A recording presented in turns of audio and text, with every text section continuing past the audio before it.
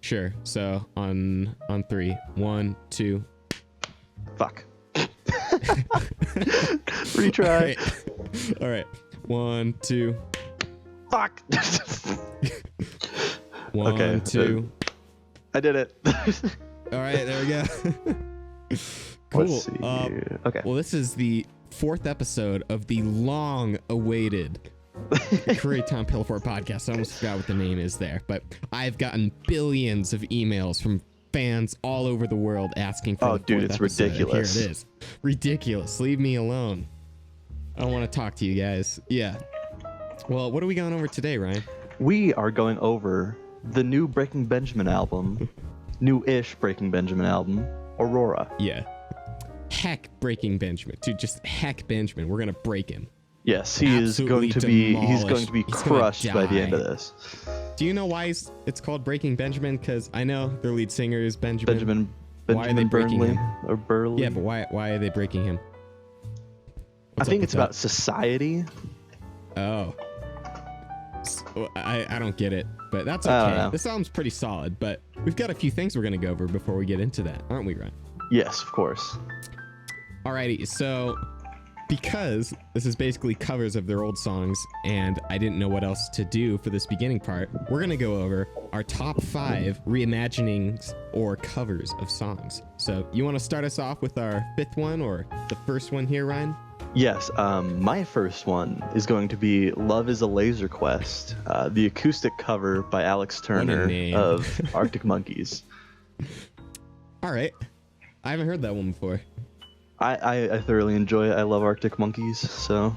Yeah. I don't know. I've heard 505 by them. That's a real solid song. Oh, yeah. Otherwise, I'm not too familiar with them, so yeah, check that one out. Anything else to add to that? The album version is also great. I just like the stripped down acoustic version that you can find on YouTube. He did for some radio show. It's interesting how some songs that even though the band they did it well before as a normal just studio version, the acoustic just blows it out of the water.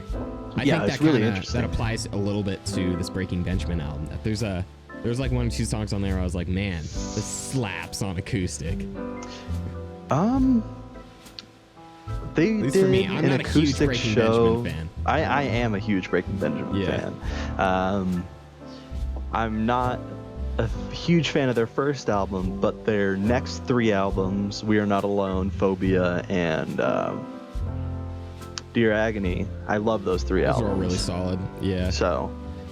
Yeah, I have an overall positive opinion of them, though. I think pretty much everyone does. I've never really heard a whole lot of people out there just like, yo, heck Breaking Benjamin, dude. I hate them. You know? I feel like a few others of the mainstream arena guys, but I haven't heard it as much with Breaking Benjamin.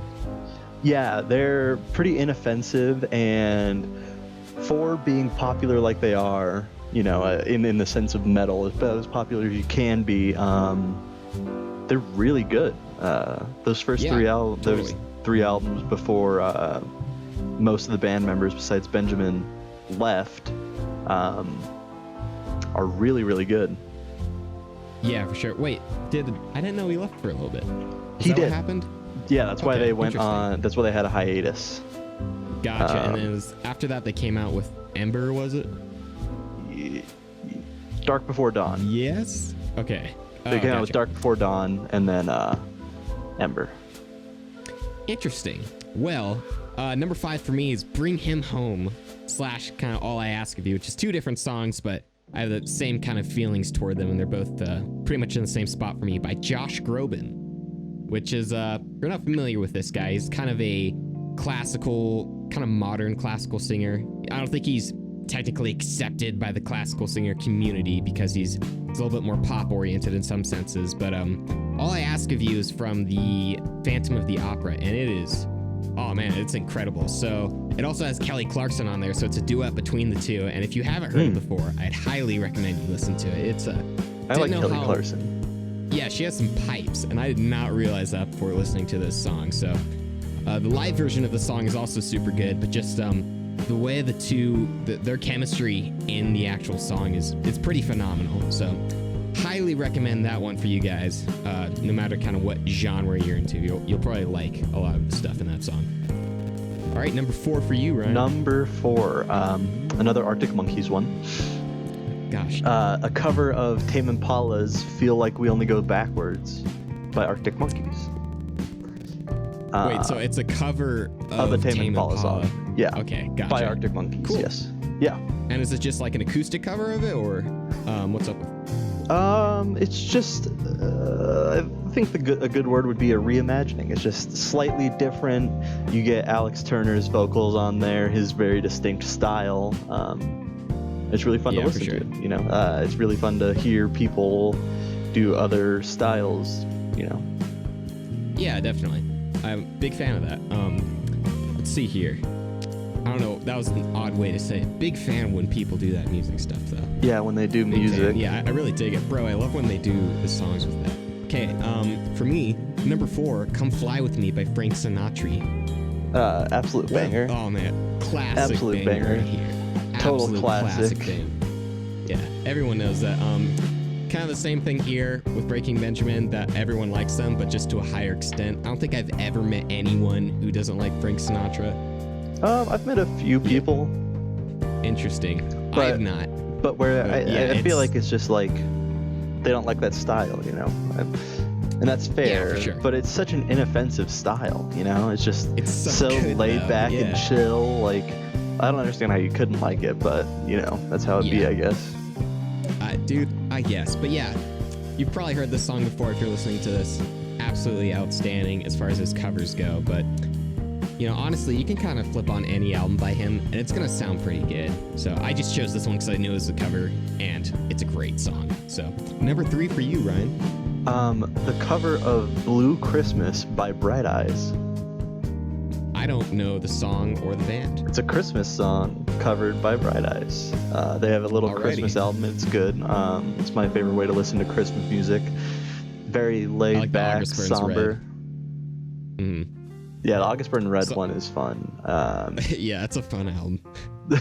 This one's way more laid back though. Yeah, for sure.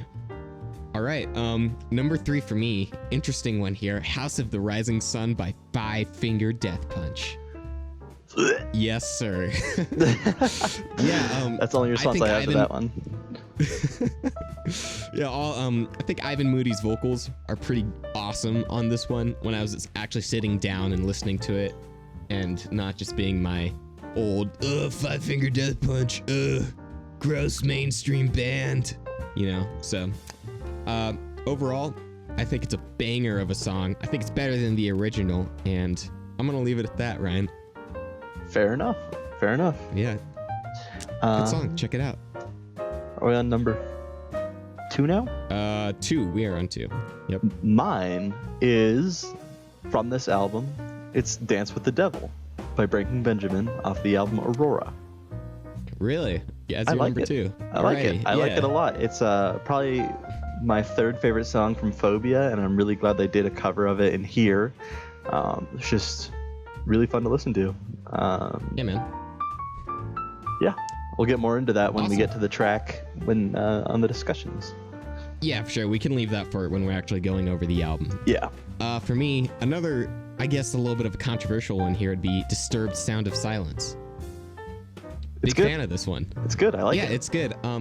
I know the Melon is not a huge fan of the song, No. the Anthony Fantano over there, but I think you know, David's vocals on this one again are pretty outstanding. I didn't really understand the sort of vocal range he had until I listened to this song. And He it's has just, such a powerful voice, and the range that Yeah. it covers is amazing.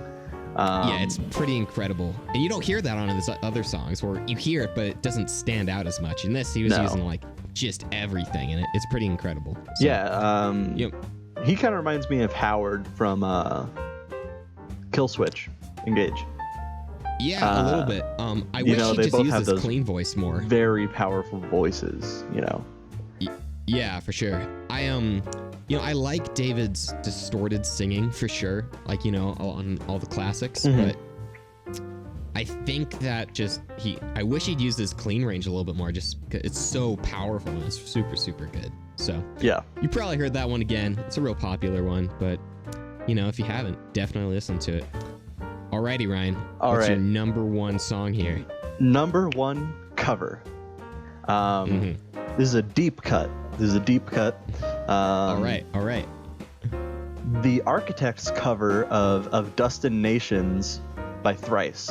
So Architects covering a Thrice what song. album is that off of? It's the one before Lost Forever, Lost Together, or whatever.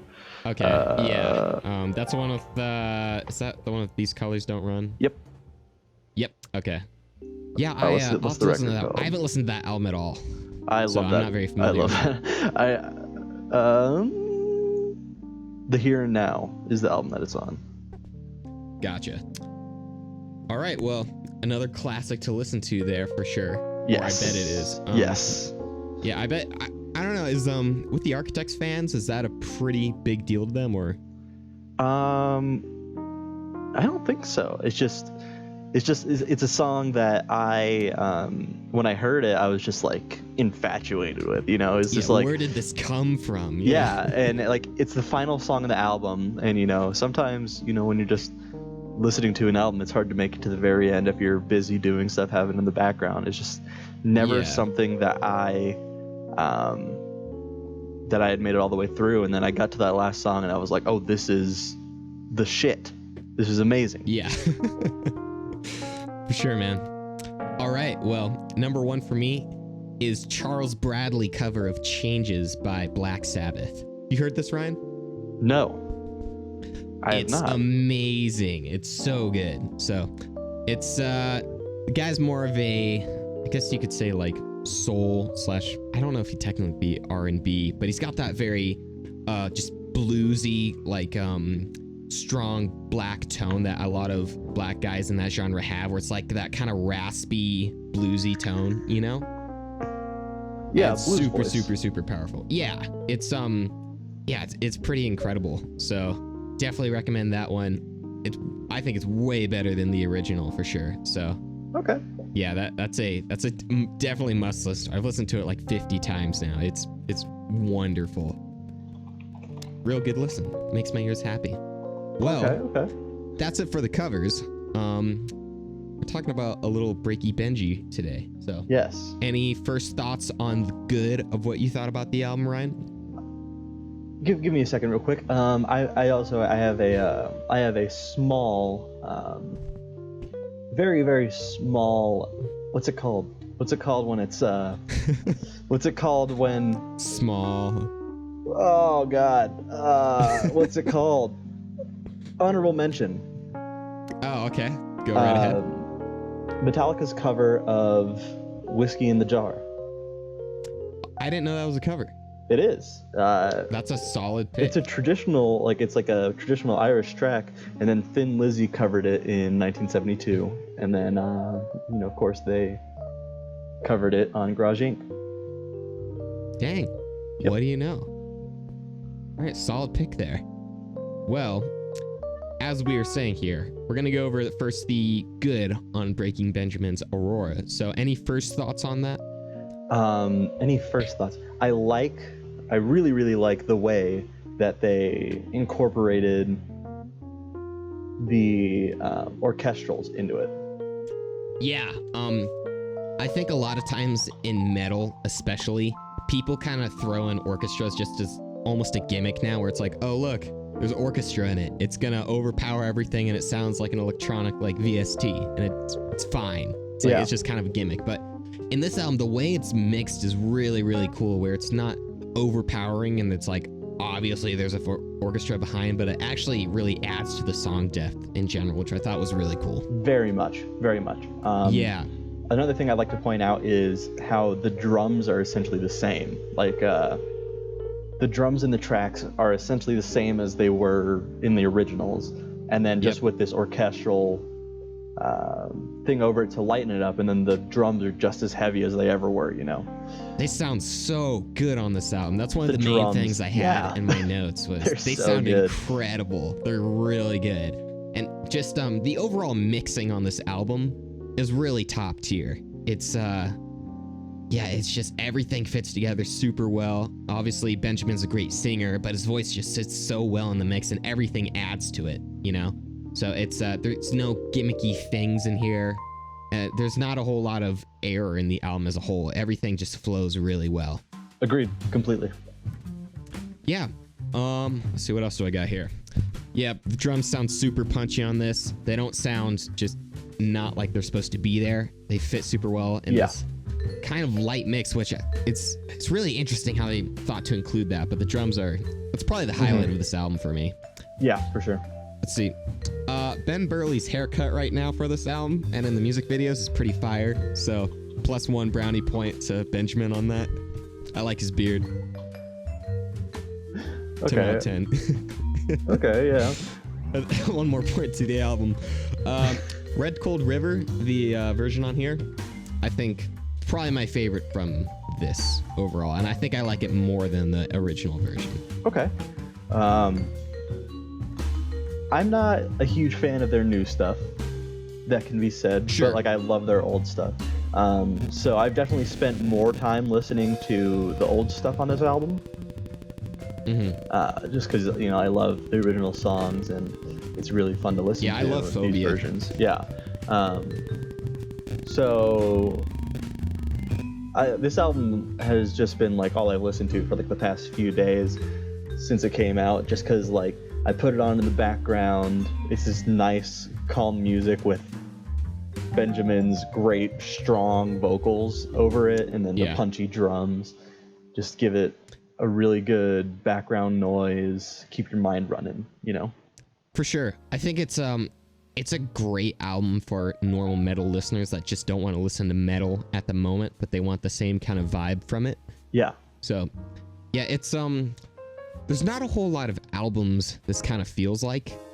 The actual production of this is pretty unique for the albums coming out right now. It's I think the processing is right in the middle, where it's not overly processed to where it's not an acoustic album, but it's not just raw. So it just fits really, really well in this. And I'm curious to see who the actual mixer for this was, but for whoever who did it, 10 out of 10. It's pretty awesome.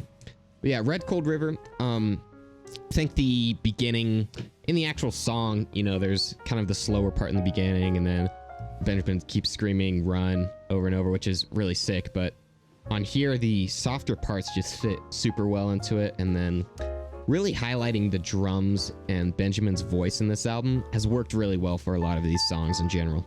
Yeah. Always something that's been a standout for me during Breaking Benjamin tracks were the drums, especially during their older albums, because of just how good their drummer was. The drums on So Cold are just like, it's classic. It's such a classic, drum line. The dun dun dun dun dun dun dun dun. Yeah. Yeah. Yeah, the drums are, as always, they're pretty wonderful in here. The guests on this, they all fit pretty well. I know that for, definitely for some other metal stuff in general and other metal music, they'll kind of include guests, and it's like, this is fine. I don't really know if this really adds anything. But on here, all the guests just fit really well. Yeah, Adam from 3 Days Grace on Dance with the Devil. Right. I forgot her name, but the lady they have on Dear Agony is very good. Yep. So I will say for the guests in general, I think Benjamin kind of outshines all of them. Oh, for which sure. is fine, but it's it would have been nice to see if they had brought in someone like Howard Jones, but yeah, that would have been pretty incredible on something like probably Red Cold River would have been good, or Angel's Fall or something like that. Yeah. Just one of the more passionate, ultra choruses there. Yeah. So otherwise, all the guests are good. I wouldn't say there's any that pop out like, I could have done without that. I'll say for something I'm kind of neutral on, one of the main tracks on here, Far Away. Yeah. It's kind of like, I don't know. It seemed fine. That's been one that while I'm actually paying attention to, I've been skipping. It's just not my thing. No, and that's the one that they were probably trying to market the most and try to get the most people to listen to. So it feels pretty bland, but I mean, with the amount of songs on here that are good, it's not a huge deal. No. So for the rest of the stuff that I thought was good about this album, obviously the orchestra is pretty awesome. We already mentioned that. Torn in Two, I really enjoyed as well. Okay. I think it's good. You know, as I said, you know, of course, I guess mainly because of nostalgia, the OG tracks are going to be my standouts. And Failure, you know, came out with Dark Before Dawn, and the band hadn't put out an album, I think, for 5 or 4 years at that point. And I remember when they announced it, waiting till midnight to listen to the track. Yeah. So that song kind of has like a special place for me, even though it's by far not their best song. But, you know, Sure. just the memory of being like, oh, Breaking Benjamin is back, you know? Yeah, definitely. And for me, I mean, you know, I'm a pretty, as I said, I'm kind of like a neutral fan, but overall positive image of them in my head. So a lot of their kind of main tracks here, like Failure, I really liked, Red Cold River. Dancing with the Devil is fine, or Dance with the Devil, and then Dear Agony was okay, but I was, I think we kind of had like opposites on what our favorite tracks were on here. Probably. All right, well, that kind of wraps it up for what we thought was good. Anything you're kind of neutral on, or anything that was just kind of bland in this one besides Far Away? No, I think it's a really interesting album. I think there's not a ton bland about it, because it's just such an interesting take on the original Breaking Benjamin formula.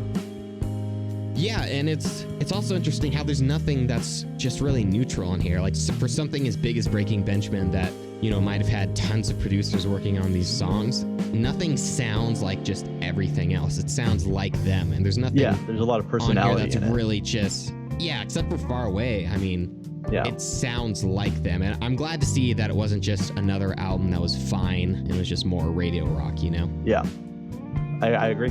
Awesome. Completely. Yeah. So now we're gonna go over anything that we thought was bad on the album. So there wasn't a whole lot I thought was bad about this album, but there's a few points I do have about it. Yeah. So firstly, I think some of the vocals on here were they were odd in the acoustic version. Like So Cold, you know, I thought it was really cool, but I think Benjamin's vocals were a little over the top for it. And it almost felt like they copied the exact same vocals from the album to this album. Yeah. And I don't think they fit very well in it. It was because he was like, "You're the outcome," you know? And it's like, he's doing the whole mouth enunciating thing in it. And, you know, could have been done a little bit better there. I kind of agree. Like, the thing is, this isn't an acoustic album, but that's the thing. It's a really interesting take, and it's like not something I've seen too much of before. So, Sure. I'm kind of open to whatever they give me on this, to be honest. Yeah, definitely. And we're really I at least am really nitpicking at this point because it's just such a well done production of this album as a whole. Yeah, there's not a lot to critique, to be honest. Yeah, seriously. Well, any last thoughts before we give our overall review of this album? I really like the version of So Cold, really like the version of Dance with the Devil, really like the version of Angels Fall, really like the version of Failure. I think they're all great, and it's something I would have liked to see them do earlier while they still had the input of the original guitarist and drummer, because I'm a huge fan of those guys. They did such a good job on Phobia and Dear Agony and We Are Not Alone. So I think it would have been cool to have their input on these things. But other than that, I don't really have any closing thoughts. Yeah, it's you know, for it being a fairly unique album, it's not so unique that you can really dive into it and take away things that's gonna like change the music game as a whole or anything like that. Yeah. But you know, it's as far as arena rock goes, it's a really well done album. Yeah, for sure. For me, My score, being again neutral fan here, would be probably between a 7 and an 8. Where, you know, if someone's gonna play this in the car, it's a solid album. Yeah. It's really, really solid. Not something I'm gonna jam on the regular, but it's just so well done. The production on this is really great. I'm having a hard time placing this album because they are covers, so like I don't know, like Phobia is a solid 9.5 for me, you know. It's one of my favorite albums. I think I'd have to put this at like an 8.5 or an 8 because it is something I would listen to on purpose. I have been for the last few days. You know, I've had choices, of course, to listen to other things, but this is something that I've been listening to regularly for the past few days, and it's, you know, I don't think that's going to change. It's just something nice and calming to put on, you know, a little nostalgia. I know all the words already, you know, so... Yeah, it's a nice album for the background, which isn't an insult by any means. I mean, no, of course not. Having a good, solid album to listen to in the background is something that's highly underrated. Yeah. You know, when you're doing literally anything, it's just, you can put this album on. It's just... And it's kind of sad that's where its place should be, you know, a nice background album, but if that's what it is, that's what it is, you know? Hey, if it's enriching your mundane, everyday tasks, that's a solid, you know, that's a good thing for me. Fair enough. All right, man. All right. That's it for me. That's it for this episode. A real quickie based on our other episodes, which were like 1 to 2 hours each. But yeah, I think for a lot of our music albums, it's going to be around this length. I know this album for me, I didn't have a lot to say just because I'm not a fan, or not a fan, but you know what I mean. Not a huge fan. I haven't been following these guys forever. You know, for later albums, it might go to an hour, but I think we're probably going to be shooting for around the 30-minute to 1 hour range for a lot of this stuff. Yeah, I think so too. Cool. Well, we don't know what episode 5 is going to be yet. We'll discuss that. Yeah. So, all 10 million of you who keep emailing me to come out with the new episode, don't this time. It'll be coming, time, guys. Yeah, it'll be coming. Don't worry. It'll be coming. All right. Don't worry about it. That's it from us. We'll see you later on the next episode. Hold on, I'd just like to shout out. Go on Bandcamp. Don't leave. Go on Bandcamp. Yes. And buy all of Jake Blaze's tracks. Yes, please.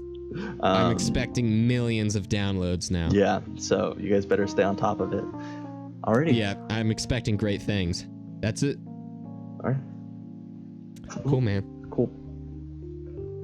That's the Koreatown Pillow Fort podcast. There we go, baby. All right. Yeah.